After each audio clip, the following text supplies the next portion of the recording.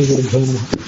ಇದು ಮಧ್ವವಿಜಯದ 99ನೇ ಭಾಗ. ಇವತ್ತು ನಾವು ನೋಡಬೇಕಾದದ್ದು 98ನೇ ಭಾಗ. ಕಳೆದ ದಿವಸ ಮುಕ್ತಾಯ ಕಂಡಾಗ 15ನೇ ಸರ್ಗದ 11ನೇ ಶ್ಲೋಕ ಇದು ಮುಕ್ತಾಯ ಕಂಡಿತ್ತು. ಸಾಂಖ್ಯರ ನಿರಾಕರಣೆ ಅಲ್ಲಿಗೆ ಮುಕ್ತಾಯ ಕಂಡಿತ್ತು. ಈ ಮುಂದಿನ ಶ್ಲೋಕದಲ್ಲಿ ಸಾಂಖ್ಯರನ್ನು ಕುರಿತು ಭಗವಂತನ ಅಸ್ತಿತ್ವವನ್ನು ಸಮರ್ಥನೆ ಮಾಡುವಂಥ ರೀತಿಯನ್ನು ಇನ್ನು ಮುಂದೆ ನೋಡ್ತೀವಿ. ಈ 12ನೇ ಶ್ಲೋಕದಲ್ಲಿ ಈಶ್ವರನನ್ನು ಒಪ್ಪುವ ಸಾಂಖ್ಯರು, ಒಪ್ಪುತ್ತೀವಿ ಅಂತ ಹೇಳ್ಕೊಳ್ಳುವಂಥ ಸಾಂಖ್ಯರು ಒಬ್ಬರು, ಈಶ್ವರನನ್ನು ಒಪ್ಪದೇ ಇರುವಂಥ ಸಾಂಖ್ಯರು ಮತ್ತೊಬ್ಬರು. ಆ ಈಶ್ವರನನ್ನು ಒಪ್ಪುತ್ತೀವಿ ಅಂತ ಹೇಳುವವರು ಇಬ್ಬರು, ಎರಡು ಥರ. ಈಶ್ವರನನ್ನು ಒಪ್ಪೋದಿಲ್ಲ ಅಂತ ಹೇಳುವವರು ಮತ್ತೆ ಎರಡು ಥರ. ಈಶ್ವರನನ್ನು ಒಪ್ಪಿ ಈಶ್ವರನಿಗೆ ಪ್ರಾಧಾನ್ಯವನ್ನು ಕೊಟ್ಟು ಪ್ರಕೃತಿಗೆ ಪ್ರಾಧಾನ್ಯವನ್ನು ಕೊಡದೇ ಇರುವಂಥವರು ಇಬ್ಬರು. ಹೀಗೆ ಈಶ್ವರನನ್ನು ಒಪ್ಪುವವರಲ್ಲಿ ಇಬ್ಬರ ವಿಭಾಗಗಳಿವೆ. ಈಶ್ವರನನ್ನು ಒಪ್ಪದೆ ಕೇವಲ ಪ್ರಕೃತಿಯಿಂದಲೇ ಕೆಲಸ ಆಗ್ತದೆ ಅಂತ ಯಾರು ಹೇಳ್ತಾರಲ್ಲ, ಆ ಪ್ರಕೃತಿಯಿಂದಲೇ ಕೆಲಸ ಆಗುವಾಗಲೂ ಕೂಡ ಅವರು ಒಂದು ಅಭಿಪ್ರಾಯ ಪಡ್ತಾರೆ. ಈ ಹಾಲಿಗೆ ಹೆಪ್ಪು ಹಾಕಲಿಕ್ಕೆ ಒಬ್ಬ ವ್ಯಕ್ತಿ ಬೇಕು. ಹೆಪ್ಪು ಹಾಕಿದ ಮೇಲೆ ಹೆಚ್ಚಿನ ಜವಾಬ್ದಾರಿ ಏನಿಲ್ಲ ಒಂದು. ಹಾಗೆ ಹೇಗೋ ಅದರಂತೆ ಈ ಪ್ರಕೃತಿ ಜಡ, ಅದು ಕೆಲಸ ಮಾಡಬೇಕಾದ್ರೆ ಅದಕ್ಕೆ ಒಂದಿಷ್ಟು ಪ್ರೇರಣೆ ಬೇಕು. ಪ್ರಕೃತಿ ಮೂಲತಃ ಸತ್ವ, ರಜಸ್, ತಮಸ್ ಅನ್ನುವಂಥ 3 ಗುಣಗಳು ಒಳಗೊಂಡದ್ದು. ಆದ್ದರಿಂದ ಅದಕ್ಕೆ ಪ್ರೇರಣೆ ಬೇಕಾದರೆ ಒಬ್ಬರು ಯಾರಾದರೂ ಅದನ್ನು ತೊಡಗಿಸಬೇಕು ಕೆಲಸದಲ್ಲಿ. ಇಲ್ಲದೆ ಹೋದರೆ ಪ್ರಕೃತಿ ಸ್ವಯಂ ತಾನೇನನ್ನು ಮಾಡಲಾರದು. ಅದಕ್ಕೆ ಪ್ರೇರಣೆಯನ್ನು ಒದಗಿಸಲಿಕ್ಕೆ, ಆರಂಭದ ಪ್ರೇರಣೆಯನ್ನು ಒದಗಿಸಲಿಕ್ಕೆ ಮಾತ್ರ ಒಬ್ಬ ವ್ಯಕ್ತಿ ಬೇಕು. ಹೊರತು ಆ ವ್ಯಕ್ತಿದು ಮುಂದಿನ ಕೆಲಸ ಏನಿಲ್ಲ. ಆ ವ್ಯಕ್ತಿ ಪರಮಾತ್ಮ ಅಲ್ಲ, ಯಾರೋ ನಿಮ್ಮಂಥ ಒಬ್ಬ ಚೇತನ. ಹೀಗೆ ಅವರು ಅಭಿಪ್ರಾಯ ಪಡ್ತಾರೆ. ಅವರಲ್ಲಿ ಕೂಡ ಎರಡು ಥರ. ಆ ಪುರುಷ ಮುಖ್ಯ, ಪ್ರಕೃತಿ ಅಮುಖ್ಯ ಅಂತ ಹೇಳುವವರು ಒಂದು ಥರ. ಪ್ರಕೃತಿಯೇ ಮುಖ್ಯ, ಪುರುಷ ಅಮುಖ್ಯ ಅಂತ ಹೇಳುವವರು ಮತ್ತೊಂದು ಮಾರ್ಗ. ಹೀಗೆ ಇವೆರಡೂ ಪ್ರಕಾರದ ಸಾಂಖ್ಯರಲ್ಲೂ ಕೂಡ ಒಂದು ತೊಡಕು ಏನು ಕಾಣಿಸ್ತದೆ ಅಂತಂದ್ರೆ, ಪ್ರಕೃತಿ ಮತ್ತು ಪುರುಷ ಇಬ್ಬರು ಒಟ್ಟು ಸೇರ್ಬೇಕಲ್ಲ. ಒಟ್ಟು ಸೇರಿದ ಮೇಲೆ ಕೆಲಸ. ಒಟ್ಟಿಗೆ ಸೇರಿದು ಹೋದ್ರೆ ಕೆಲಸ ಹೇಗೆ? ಇದನ್ನ ಬೇರೆ ಕಡೆ ಕೆಲವು ದೃಷ್ಟಾಂತಗಳನ್ನು ಕೊಟ್ಟು ನಿರಾಕರಣೆ ಮಾಡ್ತಾರೆ. ಪ್ರಕೃತಿ ಕುಂಟನಂತೆ, ಅದು ಪ್ರಕೃತಿ ಕುರುಡಿ, ಅದಕ್ಕೆ ಕಣ್ಣು ಕಾಣಿಸೋದಿಲ್ಲ, ಜ್ಞಾನ ತಿಳುವಳಿಕೆ ಏನೂ ಇಲ್ಲ ಅದಕ್ಕೆ. ಆದರೆ ಅದು ನಡೆಯಬಲ್ಲದು ಪ್ರಕೃತಿ. ಈ ಪುರುಷ ಏನಿದ್ದಾನಲ್ಲ, ಅವನಿಗೆ ಕಣ್ಣಿದೆ, ಎಲ್ಲವನ್ನು ನೋಡಬಲ್ಲ, ತಿಳ್ಕೊಳ್ಬಲ್ಲ. ಆದರೆ ಆತ ಕುಂಟ. ಪ್ರಕೃತಿಯ ಸಹಾಯವಿಲ್ಲದೆ ಈ ಪುರುಷ ಮುನ್ನಡೆಯಲಾರ, ಅವನಿಗೆ ನಡಿಲಿಕ್ಕೆ ಬರೋದಿಲ್ಲ. ಆದರೆ ಕಾಣಿಸ್ತದೆ ಮುಂದಿನ ಹಾದಿಯಲ್ಲ. ಪ್ರಕೃತಿಗೆ ನಡಿಲಿಕ್ಕೆ ಬರ್ತದೆ, ಕ್ರಿಯೆ ಇದೆ, ಕ್ರಿಯೆ ಕೆಲಸ ಮಾಡುವಂಥ ಶಕ್ತಿ ಇದೆಲ್ಲ ಇರುವುದು ಪ್ರಕೃತಿಯಲ್ಲೇ. ಆದರೆ ಅದಕ್ಕೆ ನೋಡುವ ಶಕ್ತಿಯೇ ಇಲ್ಲ, ತಿಳ್ಕೊಳ್ಳುವ ಶಕ್ತಿನೇ ಇಲ್ಲ. ಹಾಗಾಗಿ ಏನು ಮಾಡಬೇಕು ಅಂದರೆ, ಕುರುಡನಾದವನು ಕುಂಟನ ಹೆಗಲೇರಿ ಕುತ್ಕೋಬೇಕು. ಕುತ್ಕೊಂಡ್ರೆ ಆ ಕುರುಡ ಮುಂದೆ ಹೋಗ್ತಿರ್ತಾನೆ. ಮೇಲೆ ಕೂತಂಥ ಕುಂಟನಿಗೆ ನಡಿಲಿಕ್ಕೆ ಬರೋದಿಲ್ಲ, ಅವನು ಮಾರ್ಗ ತೋರಿಸ್ತಾನೆ. ಹೀಗೆ ಹೋಗು, ಎಡಕ್ಕೆ ಬಲಕ್ಕೆ ಅಂತೆಲ್ಲ ಮಾರ್ಗ ತೋರಿಸ್ತಿರ್ತಾನೆ. ಕೆಳಗಿರುವಂಥ ಕುರುಡ ಅವನಿಗೆ ನಡಿಲಿಕ್ಕೆ ಬರೋದ್ರಿಂದ ದಾರಿ ಕಾಣದೆ ಹೋದ್ರೂ ಕೂಡ ಮೇಲಿರುವ ವ್ಯಕ್ತಿ ತೋರಿದ ದಾರಿಯ ಮೂಲಕ ಪ್ರಯಾಣ ಮಾಡ್ತಾನೆ. ಹೀಗೆ ಕುಂಟ ಕುರುಡರಿಬ್ಬರು ಕೂಡ ಒಂದೊಂದು ರೀತಿಯ ನ್ಯೂನತೆ ಉಳ್ಳವರಾದರೂ ಮತ್ತೊಂದು ರೀತಿಯ ಅನುಕೂಲತೆ ಉಳ್ಳವರು ಹೌದು. ಹಾಗಾಗಿ ಅವರು ಹೇಗೆ ದಾರಿ ಸವಿಸ್ತಾರೋ, ಒಂದು ಗುರಿಯನ್ನು ಮುಟ್ತಾರೋ, ಹಾಗೆ ಪ್ರಕೃತಿ ಮತ್ತು ಪುರುಷ ಅಂತ ಒಂದು ಕಡೆ ವರ್ಣನೆ ಮಾಡ್ತಾರೆ. ಈ ವಿಷಯ ಹೀಗೆ, ಕುರುಡ ಒಂದು ಮೂಲೆಯಲ್ಲಿ ಕೂತಿದ್ದಾನೆ, ಕುಂಟ ಮತ್ತೊಂದು ಮೂಲೆಯಲ್ಲಿ ಕೂತಿದ್ದಾನೆ. ಅವರಿಬ್ಬರು ಒಂದ್ ಕಡೆ ಸೇರ್ಬೇಕಲ್ಲ. ಒಂದ್ ಕಡೆ ಸೇರಿದ್ರೆ ಆ ಕುರುಡನ ಹೆಗಲ ಮೇಲೆ ಕುಂಟ ಕೂಡಬಲ್ಲ. ಕೂತು ಮುಂದೆ ಅವ್ರು ಪ್ರಯಾಣ ಮಾಡ್ಲಿಕ್ಕೆ ಪ್ರಾರಂಭ ಮಾಡ್ತಾರೆ. ಕುಂಟ ಯಾವುದೋ ಒಂದು ಮೂಲೆಯಲ್ಲಿ ಕೂತಿದ್ದಾನೆ, ಕುರುಡ ಮತ್ತೊಂದು ಮೂಲೆಯಲ್ಲಿ ಕೂತಿದ್ದಾನೆ. ಕುರುಡ ಯಾವ ಮೂಲೆಯಲ್ಲಿ ಕೂತಿದ್ದಾನೆ ಅಂತ ಅನ್ನೋದು ಕುಂಟನಿಗೆ ಕಾಣಿಸ್ತದೆ, ಆದರೆ ಅಲ್ಲಿ ಹೋಗ್ಲಿಕ್ಕೆ ಬರೋದಿಲ್ಲ. ಯಾಕಂದ್ರೆ ಸ್ವಯಂ ಹೋಗ್ಲಿಕ್ಕೆ ಬರೋದಿಲ್ಲ, ಅವನಿಗೆ ನಡಿಲಿಕ್ಕೆ ಶಕ್ತಿ ಇಲ್ಲ. ಇನ್ನು ಕುರುಡ ನಡೆಯಬಲ್ಲ, ಆದರೆ ಕುಂಟ ಎಲ್ಲಿದ್ದಾನೆ ಅಂತ ಅವನಿಗೆ ಗೊತ್ತಿಲ್ಲ, ಕಣ್ಣು ಕಾಣಿಸೋದಿಲ್ಲ ಅವನಿಗೆ. ಹೀಗೆ ಇಬ್ಬರು ಪರಿಸ್ಥಿತಿ ಇರೋದ್ರಿಂದ ತಾವು ಕುಳಿತಿರುವಂತಹ ಒಂದೊಂದು ಮೂಲೆ ಏನಿದೆ ಆ ಮೂಲೆಯಿಂದ ಎದ್ದು ಬಂದು ಒಂದು ಕೇಂದ್ರ ಸ್ಥಳದಲ್ಲಿ ಸೇರಿ ಇಬ್ಬರು ಕೂಡ ಮುನ್ನಡೆಯೋದೇ ಸಾಧ್ಯವಿಲ್ಲ. ಹೇಗೋ ಒಂದು ವೇಳೆ ನಡೀಬೇಕು ಅಂತ ಆದರೆ ಆ ಕುಂಟ ಕುರುಡರಿಬ್ಬರನ್ನು ಯಾರೊಬ್ಬರು ಸಮೀಪಕ್ಕೆ ಜೋಡಿಸ್ಬೇಕು. ಸಮೀಪಕ್ಕೆ ಜೋಡಿಸಿದ್ರೆ, ಸಮೀಪಕ್ಕೆ ತಂದ್ರೆ ಮುಂದೆ ಅವರಿಬ್ಬರು ಕೆಲಸ ಮಾಡ್ತಾರೆ.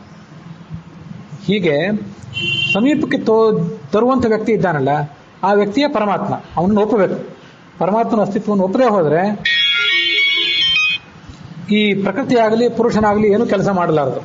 ಅದಕ್ಕೆ ಆ ಶಕ್ತಿ ಇಲ್ಲ. ಕೆಲಸ ಮಾಡುವಂಥ ಶಕ್ತಿ ಪ್ರಕೃತಿಗೂ ಇಲ್ಲ, ಪುರುಷನಿಗೂ ಇಲ್ಲ. ಹೀಗೆ ಪ್ರಕೃತಿ ಪುರುಷರಿಬ್ಬರು ಕೂಡ ಅಸ್ವತಂತ್ರರು. ಸೃಷ್ಟಾ ಈಶಾನಪೇಕ್ಷಾಯಾಮ್ ತನ್ನ ಶೋಭನತಾಂ ರುಜೇತ್. ಪರಮಾತ್ಮನ ಅಸ್ತಿತ್ವವನ್ನೇ ನೀವು ಒಪ್ಪದೆ ಹೋದರೆ ಈ ಪ್ರಕೃತಿ ಮತ್ತು ಪುರುಷರಿಬ್ಬರು ಏನೂ ಕೆಲಸ ಮಾಡಲಾರರು ಅನ್ನುವಲ್ಲಿಗೆ 11ನೇ ಶ್ಲೋಕ, 15ನೇ ಸರ್ಗದ 11ನೇ ಶ್ಲೋಕ ಮುಕ್ತಾಯ ಕಂಡಿತ್ತು. ಈ 12ನೇ ಶ್ಲೋಕದಲ್ಲಿ ಇವತ್ತು ನಾವು ನೋಡಬೇಕಾದ ಭಾಗದಲ್ಲಿ ಪರಮಾತ್ಮನ ಅಸ್ತಿತ್ವವನ್ನು ಸಮರ್ಥನೆ ಮಾಡಲಿಕ್ಕೆ ಒಂದು ಅನುಮಾನವನ್ನು ಪ್ರಯೋಗ ಮಾಡ್ತಾರೆ. ಅಲ್ಲಿ ಪ್ರಶ್ನೆ ಏನು ಅಂದರೆ, ಸಾಂಖ್ಯರು ಕೇಳ್ತಾರೆ, ನಮ್ಮನ್ನೇನೋ ನಿರಾಕರಣೆ ಮಾಡಿದ್ರಿ, ಪ್ರಕೃತಿ ಮತ್ತು ಪುರುಷರಿಬ್ಬರು ಕೂಡ ಒಟ್ಟಾಗೋದೇ ಸಾಧ್ಯವಿಲ್ಲ, ಪ್ರಕೃತಿಗೆ ಕಾಣಿಸೋದಿಲ್ಲ, ಜ್ಞಾನವಿಲ್ಲ, ಪುರುಷನಿಗೆ ಜ್ಞಾನ ಇದ್ರೂ ಕೂಡ ಕ್ರಿಯೆಯ ಶಕ್ತಿ ಇಲ್ಲ, ಆದ್ದರಿಂದ ಅವರು ಇಬ್ಬರು ಒಟ್ಟುಗೂಡೋದು ಸಾಧ್ಯವಿಲ್ಲ. ಆದ್ದರಿಂದ ಸೃಷ್ಟಿಯೇ ಆಗದೇ ಇರಬೇಕಾದಿತ್ತು, ಸೃಷ್ಟಿ ಆಗೋದೇ ಸಾಧ್ಯವಿಲ್ಲ ಅಂತ ಹೀಗೆ ನಮ್ಮನ್ನು ನಿರಾಕರಣೆ ಮಾಡಿದ್ರಿ. ಆದರೆ ಭಗವಂತ ಇದ್ದಾನೆ ಅನ್ಲಿಕ್ಕೆ ಒಂದು ಪ್ರಮಾಣ ಬೇಕಲ್ಲ.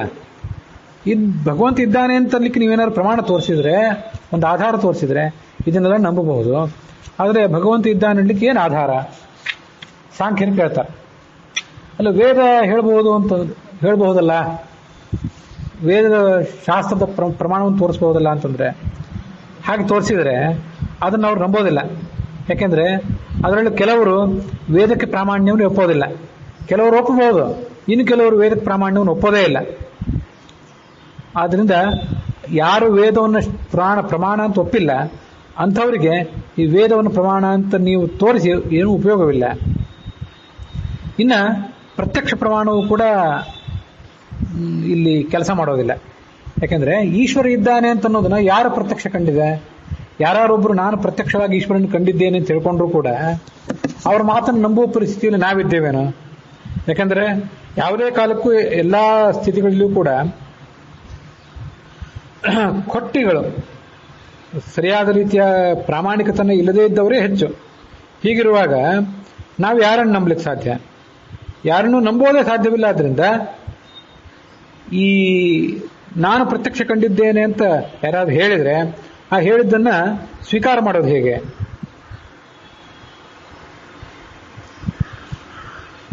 ಆದ್ರಿಂದ ಪ್ರತ್ಯಕ್ಷ ಪ್ರಮಾಣವನ್ನು ಕೂಡ ಕೊಟ್ಟು ಪರಮಾತ್ಮನ ಅಸ್ತಿತ್ವವನ್ನು ಸಮರ್ಥನೆ ಮಾಡ್ಲಿಕ್ಕೆ ಬರೋದಿಲ್ಲ. ಹಾಗಾದ್ರೆ ಇನ್ನೇನು ಮಾಡಬೇಕು? ಉಳಿದಿರೋದು ಒಂದೇ, ಪ್ರತ್ಯಕ್ಷ, ಅನುಮಾನ, ಆಗಮ ಅಂತ ಈ ಮೂರರ ಪೈಕಿ ಇನ್ನು ಉಳಿದಿರೋದು ಒಂದೇ. ಅದೇನು ಅಂತಂದ್ರೆ ಈ ಅನುಮಾನ ಪ್ರಮಾಣ. ಅನುಮಾನ ಪ್ರಮಾಣವನ್ನು ಕೊಟ್ಟೆ ನಾವು ಈ ಪರಮಾತ್ಮನ ಅಸ್ತಿತ್ವವನ್ನು ಇವರಿಗೆ ಸಾಬೀತುಪಡಿಸ್ಬೇಕು, ಅವರನ್ನ ಈ ವಾದದಲ್ಲಿ ಸೋಲಿಸಬೇಕು. ಅದೊಂದೇ ಮಾರ್ಗ. ಅದಕ್ಕಾಗಿ ಈ ಶ್ಲೋಕದಲ್ಲಿ ಅನುಮಾನ ಪ್ರಮಾಣವನ್ನು ಬಳಸ್ತಾರೆ.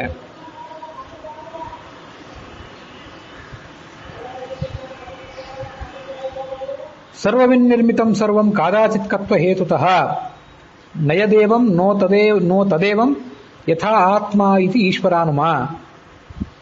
ಈ ಜಗತ್ತಿನಲ್ಲಿರುವಂತಹ ಪ್ರತಿಯೊಂದು ವಸ್ತುಗಳು ಕೂಡ ಇವೆಯಲ್ಲ, ಇದು ಯಾವನಾದರೂ ಒಬ್ಬ ಸರ್ವಜ್ಞನಾದಂತಹ ವ್ಯಕ್ತಿಯ ರಚನೆ. ತೀರಾ ಸಣ್ಣ ಸಣ್ಣ ವಸ್ತುಗಳಾಗಿದ್ದರೆ ಅದನ್ನ ಯಾರಾದರೂ ಅಲ್ಪಜ್ಞರಾದವರು ಮಾಡಿಬಿಡ್ಬೋದು. ಇದು ಬಹಳ ದೊಡ್ಡ ಕಾರ್ಯ. ಈ ಜಗತ್ತಿನ ಸೃಷ್ಟಿ ಕಾರ್ಯ ಅಂತ ಏನಿದೆ, ಇದು ಬಹಳ ದೊಡ್ಡ ಕಾರ್ಯ. ಬಹಳ ದೊಡ್ಡ ಕಾರ್ಯ ಆದ್ರಿಂದ ಇದನ್ನ ಒಬ್ಬ ಸಾಧಾರಣ ಮನುಷ್ಯ ಮಾಡ್ಲಿಕ್ಕೆ ಸಾಧ್ಯವೇ ಇಲ್ಲ. ಇದನ್ನೆಲ್ಲ ಮಾಡಿದ್ದಾನೆ ಅಂತಂದ್ರೆ ಅವನು ಸರ್ವಜ್ಞನೇ ಆಗಿದ್ದಿರಬೇಕು.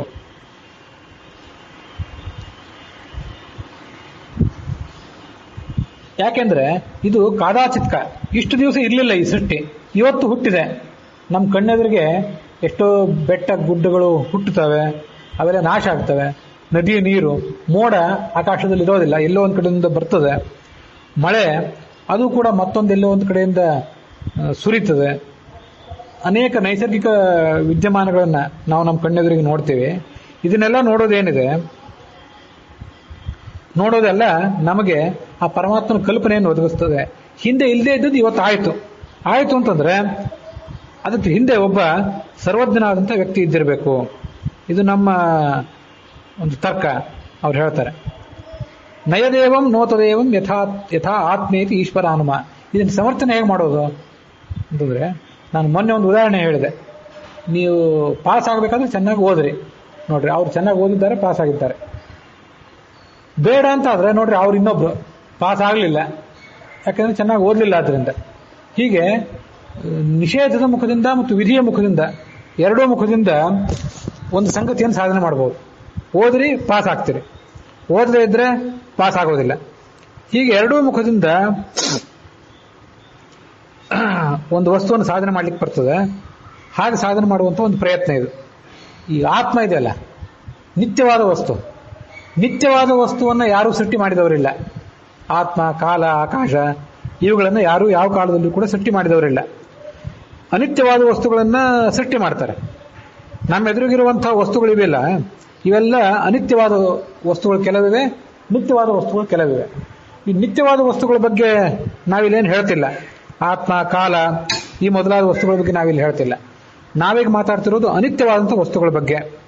ಅನಿತ್ಯವಾದ ವಸ್ತುಗಳು ಇಷ್ಟು ದಿವಸ ಇರಲಿಲ್ಲ, ಈಗ ಇವೆ ಅಂತಂದ್ರೆ ಇವು ಯಾರೋ ಒಬ್ಬನ ರಚನೆ ಆಗಿರಬೇಕು, ಆ ವ್ಯಕ್ತಿ ಸರ್ವಜ್ಞನಾಗಿರಬೇಕು. ಹೀಗೆ ಅನುಮಾನ ಪ್ರಮಾಣದಿಂದ ಸಮರ್ಥನೆ ಮಾಡ್ತೇವೆ. ವಸ್ತುತಃ ಆಚಾರ್ಯರಿಗೆ ಅನುಮಾನ ಪ್ರಮಾಣದಿಂದ ಈಶ್ವರನನ್ನ ಪರಮಾತ್ಮನ ಅಸ್ತಿತ್ವವನ್ನು ಸಮರ್ಥನೆ ಮಾಡೋದು ಅಪೇಕ್ಷಿತ ಏನಲ್ಲ, ಅವರಿಗದು ಸೇರೋದಿಲ್ಲ. ಅದು ಹಾಗೆ ಯಾಕೆ ಮಾಡ್ತಾರೆ ಅಂತಂದ್ರೆ, ಎದುರಿಗೆ ಕೂತಿರುವ ವ್ಯಕ್ತಿಗೆ ಯಾವ ಮಾರ್ಗ ಇಷ್ಟ, ಯಾವ ಮಾರ್ಗದಲ್ಲಿ ಆತ ಸಾಗಬೇಕು ಅಂತ ಅಪೇಕ್ಷೆ ಪಡ್ತಾನೆ, ಅಂಥವನನ್ನು ಅದೇ ಮಾರ್ಗದಲ್ಲಿ ತಗೊಂಡು ಹೋಗಿ ಅವನನ್ನು ಸೋಲಿಸಬೇಕು ಅಥವಾ ಅವನಿಗೆ ತತ್ವೋಪದೇಶ ಮಾಡಬೇಕು. ಈ ದೃಷ್ಟಿಯಿಂದ ಇದೊಂದು ಮಾರ್ಗ. ಅನೇಕ ಕಡೆ ಈ ತತ್ವನಿರ್ಣಯ ಮೊದಲಾದ ಗ್ರಂಥಗಳಲ್ಲಿ ಅನುಮಾನ ಪ್ರಮಾಣದಿಂದ, ಕೇವಲ ಊಹೆಯಿಂದ ಪರಮಾತ್ಮನನ್ನು ಯಾಕೆ ಸಮರ್ಥನೆ ಮಾಡಲಿಕ್ಕೆ ಬರೋದಿಲ್ಲ ಅನ್ನೋದನ್ನ ಬೇಕಾದಷ್ಟು ಬಾರಿ ಆಚಾರ್ಯ ಸಮರ್ಥನೆ ಮಾಡ್ತಾರೆ. ಆದ್ದರಿಂದ ಇಲ್ಲಿ ಮಾಡಿದ್ದೇನಿದೆ ಆಚಾರ್ಯರ ವೈಯಕ್ತಿಕ ಅಭಿಪ್ರಾಯ ಅಲ್ಲ ಅದು. ಆದರೆ ಎದುರಿಗಿರುವ ವಾದಿಯನ್ನ, ಎದುರಿಗಿರುವಂಥ ಒಬ್ಬ ಎದುರಾಳಿಯನ್ನ ಯಾವ ಮಾರ್ಗದಿಂದ ಮಣಿಸ್ಬೇಕು, ಯಾವ ಮಾರ್ಗದಿಂದ ಅದನ್ನು ಸೋಲಿಸಬೇಕು ಅಂತ ನಾವು ವಿಚಾರ ಮಾಡ್ಲಿಕ್ಕೆ ಹೋದಾಗ ಅದಕ್ಕೆ ಒಂದಲ್ಲ ಎರಡಲ್ಲ ಅನೇಕ ಮಾರ್ಗಗಳನ್ನು ನಾವು ಇಟ್ಕೊಂಡಿರ್ಬೇಕಾಗ್ತದೆ. ಯಾವ ಮಾರ್ಗ ಕೆಲಸ ಮಾಡ್ತದೋ ಆ ಮಾರ್ಗದಿಂದ ಆತನನ್ನು ಸೋಲಿಸಬೇಕು. ಅದರಲ್ಲಿ ಇದೊಂದು ಮಾರ್ಗ.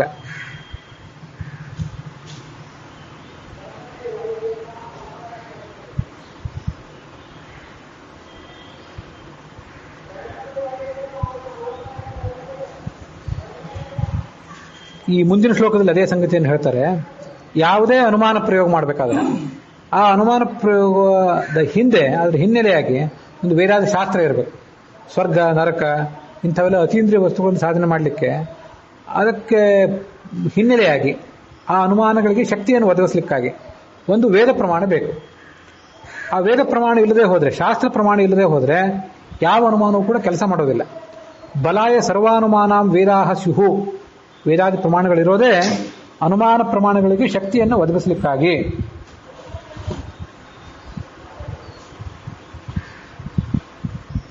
ಕಾಮಾದೇತ ಪ್ರವರ್ತಂತೆ ಕಾಮಿನ್ಯೈವ ಭರ್ತೃಭಿಹಿ. ಒಂದು ವೇಳೆ ಅನುಮಾನವನ್ನು ಬೇಕಾಬಿಟ್ಟಿಯಾಗಿ ಪ್ರಯೋಗ ಮಾಡೋದಾದರೆ, ಯಾವುದೇ ವೇದವಾಕ್ಯದ ಬೆಂಬಲ ಇಲ್ಲದೆ, ಶಾಸ್ತ್ರದ ಹಿನ್ನೆಲೆ ಇಲ್ಲದೆ ಕೇವಲ ಅನುಮಾನವನ್ನು ಪ್ರಯೋಗ ಮಾಡೋದಾದರೆ ಆಗ ಒಂದು ಸಮಸ್ಯೆ ಅಂತ ಹೇಳ್ತಾರೆ ಈ 13ನೇ ಶ್ಲೋಕದಲ್ಲಿ. ಏನು? ಕಾಮಿನ್ಯೈವ ಭರ್ತೃಭಿಹಿ. ಸ್ತ್ರೀಗೆ ಗಂಡನ ರಕ್ಷಣೆ ಬೇಕು. ಗಂಡನ ರಕ್ಷಣೆ ಇಲ್ಲದೆ ಹೋದರೆ ಅವಳ ಆ ವ್ಯಕ್ತಿತ್ವವನ್ನು ದುಷ್ಟರಾದವರು ದುರುಪಯೋಗ ಮಾಡ್ಕೊಂಡು ಬಿಡ್ತಾರೆ. ಆದ್ದರಿಂದ ಅವಳನ್ನ ಗಂಡನಾದವನು ಯಾವತ್ತೂ ಕೂಡ ರಕ್ಷಣೆ ಮಾಡಬೇಕು. ಭರ್ತ ಅಂದರೆ ಗಂಡ, ಕಾಮಿನಿ ಅಂದರೆ ಸ್ತ್ರೀ. ಹಾಗೆ ಅನುಮಾನಗಳನ್ನು ವೇದಗಳು, ಪುರಾಣಗಳು, ಮಹಾಭಾರತ, ಭಾಗವತ ಮೊದಲಾದ ಗ್ರಂಥಗಳು ರಕ್ಷಿಸಬೇಕು. ಆ ವೇದಾದಿ ಶಾಸ್ತ್ರಗಳ ರಕ್ಷಣೆ ಒಂದು ವೇಳೆ ಅನುಮಾನ ಪ್ರಮಾಣಕ್ಕೆ ತಪ್ಪಿ ಹೋದರೆ ಆ ಅನುಮಾನ ಪ್ರಮಾಣವನ್ನು ಯಾರ್ಯಾರೋ ಕೆಲವರು ದುಷ್ಟರಾದವರು, ದುರ್ವಾದಿಗಳಾದವರು ತಮ್ಮ ಅನುಕೂಲಕ್ಕೆ ತಕ್ಕಂತೆ ಪ್ರಯೋಗ ಮಾಡಿ ಏನೇನೋ ಹೇಳಿಬಿಡ್ತಾರೆ. ಪರಮಾತ್ಮನ ಸ್ವರೂಪವನ್ನೆಲ್ಲ ತಿರುಚಿ ಬಿಡ್ತಾರೆ. ಪರಮಾತ್ಮನೇ ಇಲ್ಲ ಅಂತಾರೆ. ಪರಮಾತ್ಮನ ನಿರಾಕಾರ ಅಂದ್ಬಿಡ್ತಾರೆ, ಪರಮಾತ್ಮ ಸರ್ವವ್ಯಾಪ್ತ ಅಲ್ಲ ಅಂದ್ಬಿಡ್ತಾರೆ. ನೂರಾರು ರೀತಿಯಾಗಿ ಅನುಮಾನ ಪ್ರಮಾಣವನ್ನು ದುರುಪಯೋಗ ಮಾಡ್ಕೊಂಡು ಬಿಡ್ತಾರೆ. ಆದ್ದರಿಂದ ಗಂಡನ ರಕ್ಷಣೆ ಇದ್ರೆ ಸ್ತ್ರೀ ಹೇಗೆ ಸುರಕ್ಷಿತಳಾಗಿರ್ತಾಳೋ ಹಾಗೆ ವೇದಾದಿ ಶಾಸ್ತ್ರಗಳ ರಕ್ಷಣೆ ಇದ್ರೆ ಆ ಸ್ತ್ರೀ ಸುರಕ್ಷಿತಳಾಗಿರ್ತಾಳೆ.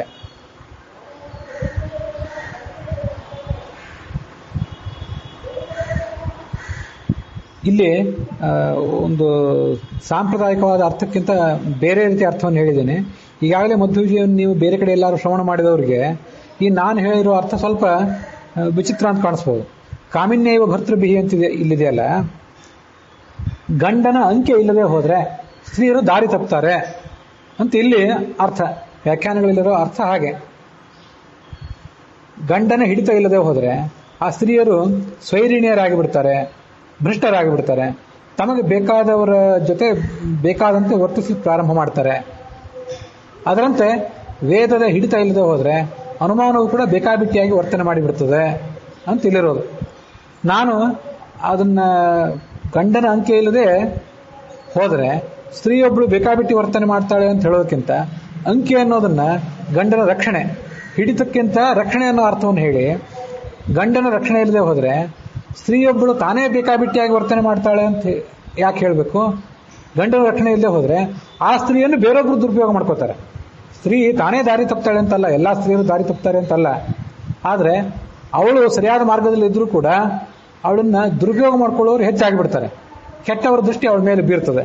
ಅದಕ್ಕಾಗಿ ಗಂಡನ ಮತ್ತು ಹಿರಿಯರ ಒಂದು ರಕ್ಷಣೆ ಅವಳಿಗೆ ಬೇಕು, ಹೀಗೆ ಅರ್ಥ ಇಟ್ಕೊಂಡಿದ್ದೇನೆ. ಅದರಂತೆ ವೇದದ ಹಿಡಿತ, ವೇದದ ರಕ್ಷಣೆ ಇಲ್ಲದೆ ಹೋದ್ರೆ ಈ ಅನುಮಾನವನ್ನ ಬೇರೆ ಬೇರೆ ವಾದಿಗಳು ತಮಗೆ ಇಷ್ಟ ಬಂದಂತೆ ತಮ್ಮ ಅಪೇಕ್ಷೆಗಳನ್ನ, ಅಂದ್ರೆ ತಮ್ಮ ಸಿದ್ಧಾಂತಗಳನ್ನ ಸ್ಥಾಪನೆ ಮಾಡಿರ್ತಕ್ಕಂತೆ ಬೇಕಾಬಿಟ್ಟಿಯಾಗಿ ಉಪಯೋಗ ಮಾಡ್ಕೊಂಡು ಬಿಡ್ತಾರೆ.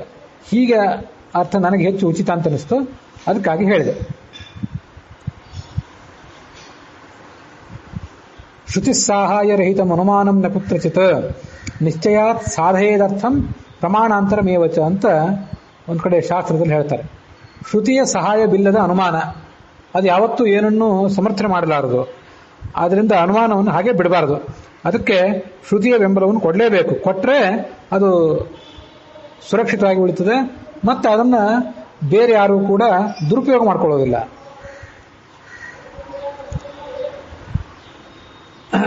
ವಸ್ತುತಃ ಆಚಾರ್ಯರ ಅಭಿಪ್ರಾಯ ಇದೇ ಆಗಿದೆ.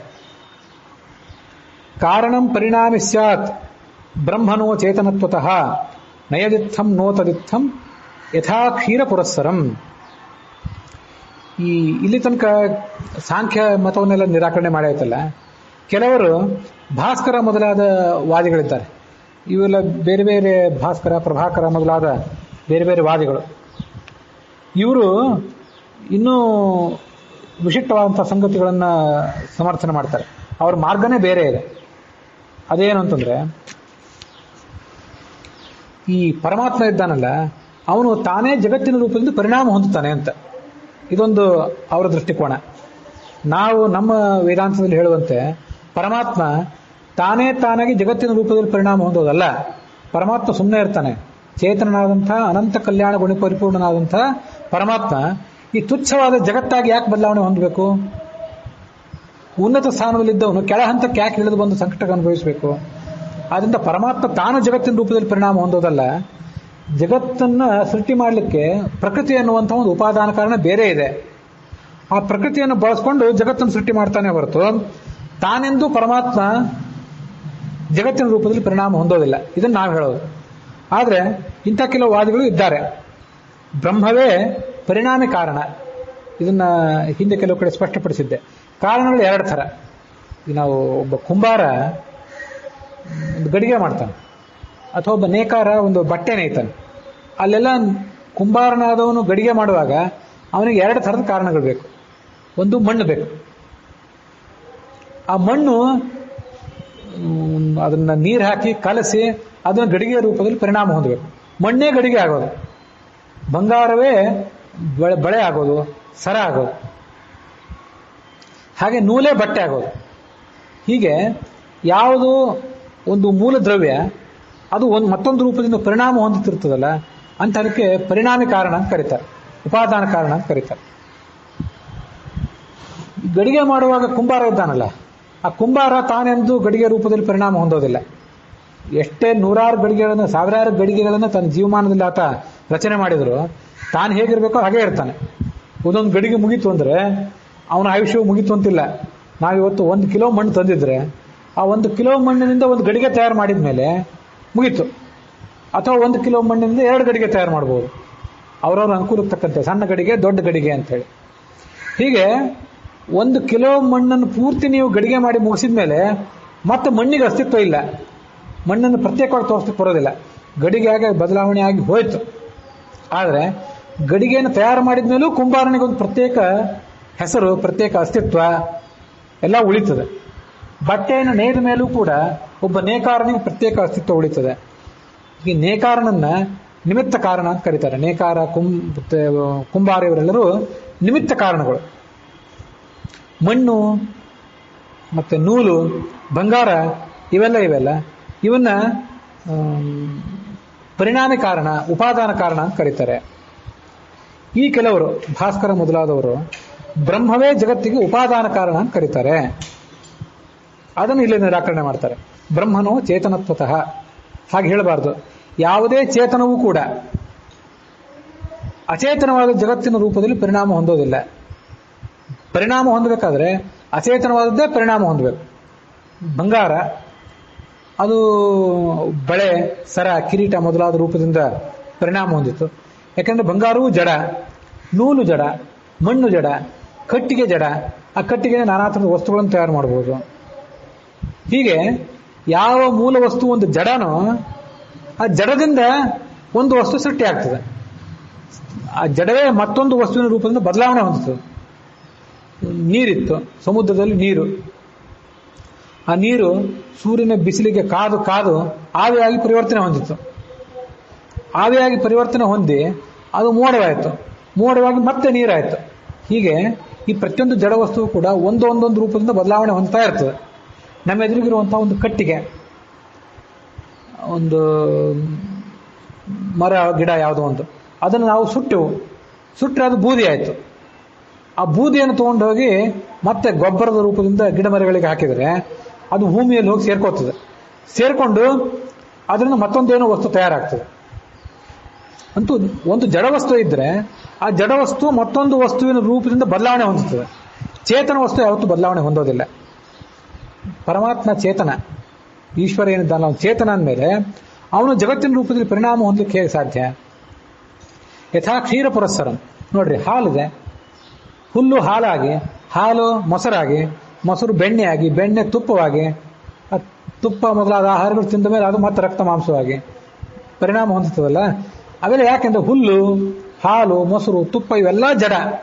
ಎಲ್ಲ ಜಡ ಅಂದಮೇಲೆ ಒಂದು ಜಡ ಮತ್ತೊಂದು ಜಡವಾಗಿ ಪರಿಣಾಮ ಹೊಂದಬಹುದು. ಹಾಲಿಗೆ ಒಬ್ಬ ಗೃಹಿಣಿ ಹೆಪ್ಪಾಕಿದ್ರೆ ಆ ಗೃಹಿಣಿಯ ಅಸ್ತಿತ್ವ ನಾಶ ಆಗಿ ಗೃಹಿಣಿಯೇ ಮೊಸರಾಗೋದಿಲ್ಲ ಯಾವತ್ತು.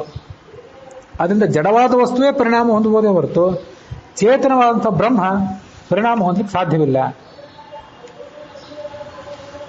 ಆದ್ದರಿಂದ ಈ ಸಾಂಖ್ಯರು ಅನ್ನುವಂಥ ವಾದಿಗಳನ್ನು ಖಂಡನೆ ಮಾಡಿದ ಮೇಲೆ ಈ ಭಾಸ್ಕರ ಮೊದಲಾದವರು ಅವರ ವಾದವು ಕೂಡ ಉಚಿತ ಅಲ್ಲ ಅಂತ ಅನ್ನೋದನ್ನ ಹೀಗೆ ಖಂಡನೆ ಮಾಡ್ತಾರೆ. ಇದಿಷ್ಟೆಲ್ಲ ಖಂಡನೆ ಮಾಡಿ ಆದಮೇಲೆ ಪರಮಾತ್ಮ ಜಗತ್ತಿಗೆ ಕೇವಲ ಒಂದು ನಿಮಿತ್ತ ಕಾರಣ. ಕುಂಬಾರ ಹೇಗೋ, ನೇಕಾರ ಹೇಗೋ, ಒಬ್ಬ ಪತ್ತಾರ ಬಂಗಾರದ ಕೆಲಸವನ್ನು ಮಾಡುವಂಥ ಕುಶಲಕರ್ಮಿ ಹೇಗೋ ಹಾಗೆ ಈ ಜಗತ್ತಿಗೆ ಪರಮಾತ್ಮ ಹೊರತು ಅವನು ಜಗತ್ತಿನ ರೂಪದಲ್ಲಿ ಪರಿಣಾಮ ಹೊಂದೋದಿಲ್ಲ. ಅದನ್ನು ಯಾಕೆ ಮತ್ತೂ ಕೆಲವು ಕಾರಣಗಳನ್ನು ಹೇಳ್ಬೋದು.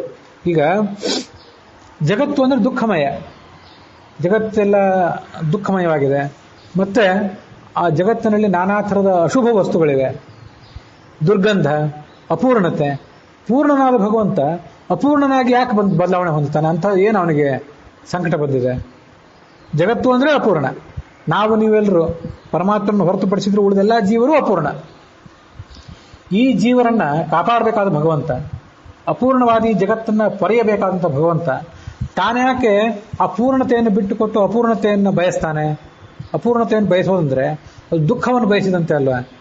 ಅವತಾರ ಮಾಡ್ತಾನೆ ಭಗವಂತ, ಕೃಷ್ಣ ರಾಮಾದಿ ರೂಪದಿಂದ ಅವತಾರ ಮಾಡ್ತಾನೆ. ಅವತಾರ ಮಾಡಿದರೆ ಆ ಮೂಲ ರೂಪವೂ ಪರಮಾತ್ಮನೂ ಒಂದೇ. ಆದ್ದರಿಂದ ಮೇಲಿದ್ದ ಭಗವಂತ ಕೆಳಗಿಳಿದು ಬಂದರೆ ಅವನಿಗೆ ಅದರಿಂದ ದುಃಖ ಏನಿಲ್ಲ, ಸಂಕಟ ಇಲ್ಲ ಅವನಿಗೆ.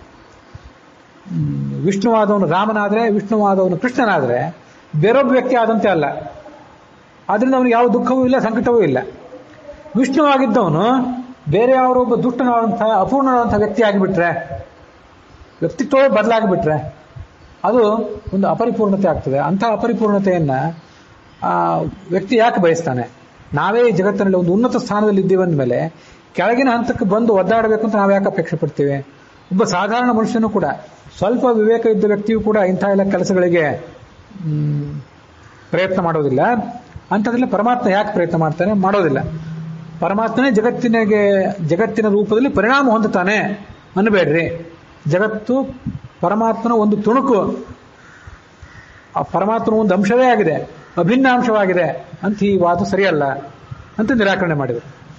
ಅದರಿಂದ ಪರಮಾತ್ಮ ಎಂದಿದ್ರೂ ಈ ಜಗತ್ತಿನಗಿಂತ ಜೀವರಿಗಿಂತ ಭಿನ್ನನಾದ ಪರಮಾತ್ಮನೇ ಜಗತ್ತನ್ನು ಆಳ್ತಾನೆ ಮತ್ತೆ ಈ ಜೀವರನ್ನು ನಿಯಂತ್ರಿಸ್ತಾನೆ ಅಂತಾಯ್ತು. ಹಾಗಾದ್ರೆ ಆ ಪರಮಾತ್ಮ ಯಾರು? ಆ ಪರಮಾತ್ಮ ವಿಷ್ಣುವೇ ಅಥವಾ ಅವನು ರುದ್ರನೇ ಮತ್ತೆ ಗಣಪತಿಯೇ? ಅವನನ್ನ ಏನಂತ ಪರಿಗಣನೆ ಮಾಡಬೇಕು ಅಂತ ಹೀಗೆ ನಾನಾ ಥರದ ಪ್ರಶ್ನೆಗಳು ನಮಗೆ ಬರ್ಬೋದು. ಇವು ಎಲ್ಲದಕ್ಕೂ ಕೂಡ ಶಾಸ್ತ್ರದಲ್ಲಿ ನಾನಾ ಥರದ ಉತ್ತರ ಕೊಡ್ತಾರೆ. ನ ವಿಶ್ವಕೃತ್ ಪಶುಪತಿ ಶ್ರೂಯಮಾಣ ಗುಣತ್ವತಃ. ಪಶುಪತಿ ಇದ್ದಾನಲ್ಲ, ಪಶುಪತಿ ಅಂದ್ರೆ ರುದ್ರ. ಆ ರುದ್ರನನ್ನ ವಿಶ್ವಕೃತ್ ಅನ್ಬಾರ್ದು. ನಾರಾಯಣನ ಸ್ಥಾನದಲ್ಲಿ ನಾವು ಈಶ್ವರನನ್ನು ಒಪ್ಪಿಬಿಡ್ತೀವಿ, ರುದ್ರನೇ ಜಗತ್ತಿಗೆ ಕಾರಣ ಅಂತ ಹೇಳಬಾರ್ದು.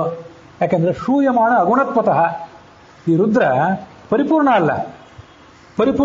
ಅಲ್ಲ ಅಂದಮೇಲೆ ಅವನಲ್ಲಿ ನಾನಾ ಥರದ ಕೊರತೆಗಳಿರೋದ್ರಿಂದ ತನಗೆ ಬಂದ ಸಂಕಟಗಳನ್ನು ಅವನಿಗೆ ಪರಿಹಾರ ಮಾಡ್ಕೊಳ್ಳಿಕ್ಕೆ ಆಗಲಿಲ್ಲ. ಇಂಥ ಅಪರಿಪೂರ್ಣನಾದ ರುದ್ರನನ್ನ ಈ ದೊಡ್ಡ ಜಗತ್ತಿಗೆ ಸೃಷ್ಟಿಕರ್ತ ಅಂತ ಹೇಳೋದು ಹೇಗೆ? ಅದು ಹೇಳೋದು ಉಚಿತ ಅಲ್ಲ. ಯಾಕೆಂದ್ರೆ ನಿಮ್ಮಂತೆ ನಾವು ಅಪರಿಪೂರ್ಣರು, ನಾವು ಜಗತ್ತಿನ ಸೃಷ್ಟಿಕರ್ತೃಗಳಲ್ಲ. ಇಲ್ಲಿ ಚೈತ್ರ ಅಂತ ಶಬ್ದ ಪ್ರಯೋಗ ಮಾಡ್ತಾರೆ. ಚೈತ್ರ, ಮೈತ್ರ, ದೇವದತ್ತ, ಯಜ್ಞದತ್ತ ಇವೆಲ್ಲ ನಾವು ರಾಮ, ಕೃಷ್ಣ, ಗೋವಿಂದ ಅಂತ ಜಗತ್ತಿನಲ್ಲಿ ಬೇರೆ ಬೇರೆ ವ್ಯಕ್ತಿಗಳನ್ನು ಕರೀಲಿಕ್ಕೆ ಉಪಯೋಗ ಮಾಡ್ತೀವಲ್ಲ, ಆ ಥರ ಚೈತ್ರ ಅಂತಂದ್ರೆ ನಿಮ್ಮಂತೆ ನೀವು ಅಪರಿಪೂರ್ಣರು. ಆದ್ದರಿಂದ ಜಗತ್ತಿನ ಸೃಷ್ಟಿಕರ್ತೃಗಳಲ್ಲ ನಾವು. ಅಲ್ಲ ಅಂದಮೇಲೆ ನಮ್ಮಂತೇನೆ ಅಪರಿಪೂರ್ಣ, ಆದರೆ ನಮ್ಗಿಂತ ದೊಡ್ಡವನು ರುದ್ರ. ಅದು ಸರಿ, ಆದರೆ ಅಪರಿಪೂರ್ಣನೇ. ನಮ್ಗಿಂತ ಅದೆಷ್ಟೋ ಕೋಟಿ ಬಾಲ ಆತ ದೊಡ್ಡವನು ತಾರತಮ್ಯ ದೃಷ್ಟಿಯಿಂದ. ಆದರೆ ಅಪರಿಪೂರ್ಣನೇ ಹೌದು ಅಂತ ಆದ್ಮೇಲೆ ತನಗೆ ಬಂದಿರೋ ಎಲ್ಲಾ ಸಂಕಟಗಳನ್ನು ಬಗೆಹರಿಸಿಕೊಳ್ಳೋದು ಆತನ ಕೈಯಿಂದ ಆಗಲಿಲ್ಲ ಅಂದಮೇಲೆ ಆತ ಜಗತ್ತಿಗೆ ಸೃಷ್ಟಿಕಾರಕ ಅಲ್ಲ. ಇನ್ನ ರುದ್ರನೇ ಜಗತ್ತಿಗೆ ಕಾರಣ ಅಲ್ಲ ಅಂದ್ರೆ, ರುದ್ರ ಅಂದ್ರೆ ಬಹಳ ದೊಡ್ಡ ದೇವತೆ, ರುದ್ರನೇ ಅಲ್ಲ ಅಂತಂದ ಮೇಲೆ ಇನ್ನು ವಿಘ್ನ, ಗಣಪತಿ ಮತ್ತೆ ಸೂರ್ಯ, ಇವ್ರು ಯಾರೂ ಕೂಡ ಜಗತ್ತಿಗೆ ಸೃಷ್ಟಿಕರ್ತಗಳಲ್ಲ. ಯಾಕೆಂದ್ರೆ ಬಾಲಶಂಕಿತಾಹ. ಗಣಪತಿನೇ ದೊಡ್ಡವನು, ಸ್ಕಂದನೇ ದೊಡ್ಡವನು, ನಾನಾ ಥರದ ಉಪಾಸನೆಗಳಿವೆ. ಈ ಎಲ್ಲ ಮಾತುಗಳ ಮೂಲಕ ಸ್ಕಂದನನ್ನ ಅಂದ್ರೆ ಅಯ್ಯಪ್ಪನ ರೂಪವನ್ನ ಯಾರು ಉಪಾಸನೆ ಮಾಡ್ತಾರೆ ಅವರನ್ನು ನಿರಾಕರಣೆ ಮಾಡಿದಂತಾಯ್ತು. ಗಣಪತಿಯನ್ನೇ ದೊಡ್ಡ ದೇವತೆ ಅಂತ ಉಪಾಸನೆ ಮಾಡೋರಿದ್ದಾರೆ.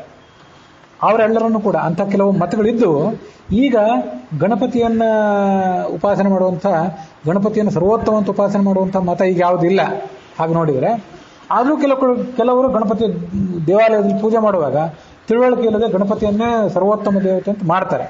ಆದರೆ ಅಂಥ ಪಂಥ ಏನಿಲ್ಲ. ಶೈವರು ಅಂತ ಪಂಥ ಹೇಗಿದೆ ಹಾಗೆ ಗಾಣಪತ್ಯರು ಅಂತ ಪಂಥ ಇವತ್ತಿಲ್ಲ.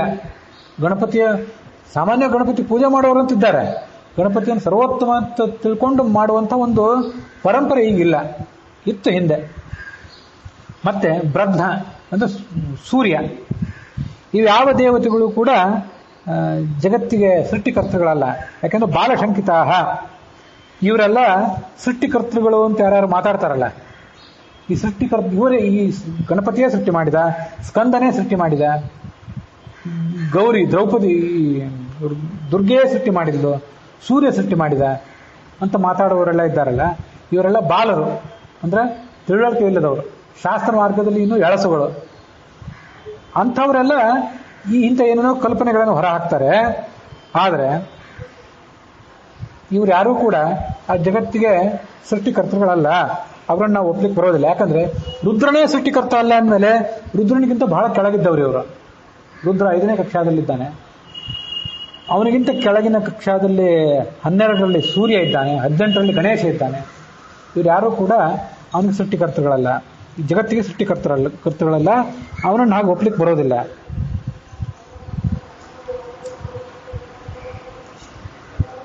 ಪಾಶುಪತರು, ಶಾಕ್ತರು, ಗಾಣಪತ್ಯರು, ಸ್ಕಾಂದರು, ಸೌರರು ಅಂತ ಹೀಗೆಲ್ಲ ಇದ್ರು. ಪಾಶುಪತರು ಅಂತಂದ್ರೆ ಪಶುಪತಿಯನ್ನು ಉಪಾಸನೆ ಮಾಡುವಂಥವ್ರು. ಶಾಕ್ತರು ಒಂದು ಶಕ್ತಿಯನ್ನು ಉಪಾಸನೆ ಮಾಡುವರು, ಅವರಿದ್ದಾರೆ ಈಗ. ಗಾಣಪತ್ಯರು ಅಂದ್ರೆ ಗಣಪತಿಯನ್ನ ಸರ್ವೋತ್ತಮ ಅಂತ ಉಪಾಸನೆ ಮಾಡುವವರು, ಅವ್ರು ಯಾರಿಗೆ ಕಾಣೋದಿಲ್ಲ. ಸ್ಕಾಂದರು, ಸ್ಕಂದನನ್ನ ಸರ್ವೋತ್ತಮ ಅಂತ ಉಪಾಸನೆ ಮಾಡುವರು, ಅವ್ರದ್ದೊಂದು ರೂಪ ನಾವೀಗ ಕಾಣ್ತೇವೆ ಈ ಅಯ್ಯಪ್ಪನ ರೂಪದಲ್ಲಿ ಉಪಾಸನೆ ಮಾಡುವವರನ್ನು. ವಸ್ತುತಃ ಅವರು ಅಯ್ಯಪ್ಪನನ್ನು ಏನಂತ ಉಪಾಸನೆ ಮಾಡ್ತಾರೆ, ಅವರ ತಾತ್ವಿಕ ದೃಷ್ಟಿಕೋನ ಏನು ಅಂತ ನಾನು ಅಷ್ಟು ಬಹಳ ಕೆದಕೆಯನ್ನು ನೋಡ್ಲಿಕ್ಕೆ ಹೋಗಿಲ್ಲ. ಅದು ಒಂದು ತೀರ ಸಾಮಾನ್ಯವಾದಂಥ ಪಂಥ, ಆದರೆ ಅಂಥವ್ರು ಇದ್ದಾರೆ ಅಂತ ಹೇಳಿದೆ ಅಷ್ಟೇ. ಮತ್ತೆ ಸೌರಾಶ್ಚ, ಕೆಲವರು ಸೂರ್ಯನ್ನೇ ಉಪಾಸನೆ ಮಾಡುವವರಿದ್ದಾರೆ. ಈ ರುದ್ರನಿಗೆ ನಾನಾ ಥರ ಸಂಕಷ್ಟಗಳು ಬಂದಿದ್ದು. ಈ ಭಸ್ಮಾಸುರನ ಕೈ ಸಿಕ್ಕಿ ಬಿದ್ದಿದ್ನಲ್ಲ ರುದ್ರ, ಭಸ್ಮಾಸುರನ ಕೈ ಸಿಕ್ಕಿ ಬಿದ್ದವನು ಒದ್ದಾಲಿಕ್ಕೆ ಪ್ರಾರಂಭ ಮಾಡಿದ್ದ. ಆ ಭಸ್ಮಾಸುರನನ್ನು ಹೇಗೆ ಮಣಿಸ್ಬೇಕು ಅಂತ ರುದ್ರನಿಗೆ ಗೊತ್ತಾಗಿದ್ದಿಲ್ಲ. ಈ ಎಲ್ಲ ಕಥೆಗಳು ನಾವು ಕೇಳಿದೇವಲ್ಲ. ಹೀಗೆ ನಾನಾ ಥರದ ಅಪರಿಪೂರ್ಣತೆಗಳು, ದೌರ್ಬಲ್ಯಗಳು ರುದ್ರನಿಗೂ ಇದ್ದಿದ್ದರಿಂದ ಆತ ಸೃಷ್ಟಿಕರ್ತ ಅಲ್ಲ. ಅವರಲ್ಲಿ ನಾನಾ ಥರದ ಪ್ರಭೇದಗಳು. ನಾಕುಲೀಶರು ಅಂತ ಆ ಶೈವರಲ್ಲೇ ಮಾಹೇಶ್ವರರು. ಇವತ್ತಿನ ಲಿಂಗಾಯತ ಧರ್ಮ ಏನಿದೆ, ಲಿಂಗಾಯತ ಪಂಥ, ಅದು ಕೂಡ ಆ ಶೈವದ ಒಂದು ಪ್ರಭೇದವೇ.